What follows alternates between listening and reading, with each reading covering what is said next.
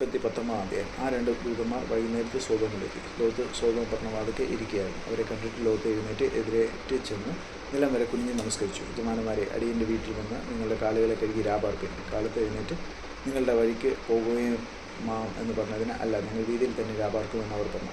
അവൻ അവരെ ഏറ്റവും നിർബന്ധിച്ചു. അപ്പോൾ അവർ അവൻ്റെ അടുക്കൽ തിരിഞ്ഞ് അവൻ്റെ വീട്ടിൽ ചെന്നു. അവൻ അവർക്ക് വിരുന്നൊരുക്കി. പുളിപ്പില്ലാത്ത അപ്പം ചുട്ടു. അവർ ഭക്ഷണം കഴിച്ചു.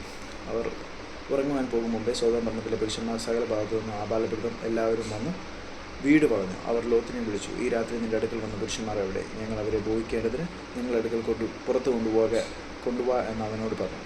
ലോത്ത് വാതിൽക്കൽ അവരുടെ അടുക്കൽ പുറത്ത് ചെന്ന് കതക് അടച്ചും വെച്ച്, സഹോദരന്മാരെ, ഇങ്ങനെ ദോഷം ചെയ്യുക. പുരുഷൻ തൊടാത്ത 2 പുത്രിമാർ എനിക്കുണ്ട്.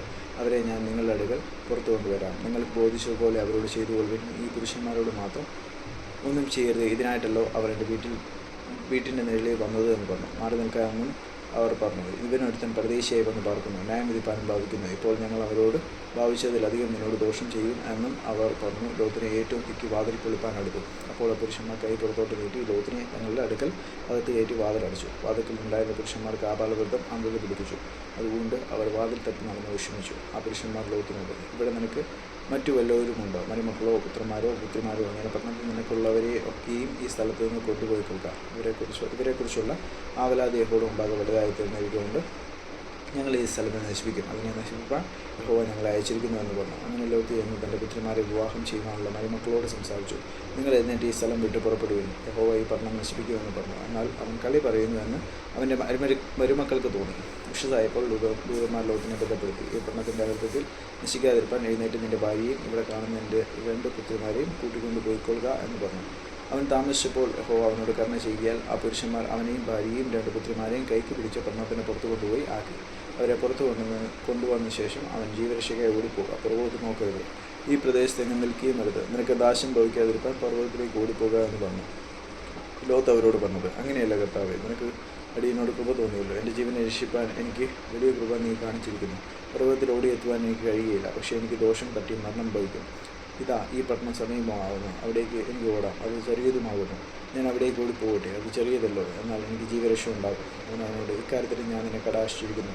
നീ പറഞ്ഞ പട്ടണം ഞാൻ മറിച്ച് കളയുകയില്ല. ബന്ധപ്പെട്ട് അവിടേക്ക് ഓടിപ്പോകുക. നീ അവിടെ എത്തുവോളം എനിക്കൊന്നും ചെയ്യുവാൻ കഴിയുകയില്ല എന്ന് പറഞ്ഞു. അതുകൊണ്ട് ആ പട്ടണത്തിന് സോവർ എന്ന് പേരായി. ലോത്ത് സോവറിൽ കടന്നപ്പോൾ സൂര്യൻ ഉദിച്ചിരുന്നു. യഹോവ സൊദോമിൻ്റെയും ഗൊമോറയുടെയും മേൽ യഹോവയുടെ സന്നിധിയിൽ നിന്ന് ആകാശത്തു നിന്ന് തന്നെ ഗന്ധകവും തീയും വർഷിപ്പിച്ചു. ആ പട്ടണങ്ങൾക്കും പ്രദേശത്തിനും മുഴുവനും ആ പട്ടണങ്ങളിലെ സകല നിവാസികൾക്കും നിറഞ്ഞ നിലത്തെ സസ്യങ്ങൾക്കും ഉന്മൂല നാശം വരുത്തി. ലോത്തിൻ്റെ ഭാര്യ അവൻ്റെ പിന്നിൽ നിന്ന് തിരിഞ്ഞു നോക്കി ഉപ്പുതൂണായി ഭവിച്ചു. അബ്രഹാം രാവിലെ എഴുന്നേറ്റ് താൻ യഹോവയുടെ സന്നിധിയിൽ നിന്നിരുന്ന സ്ഥലത്ത് വന്നു.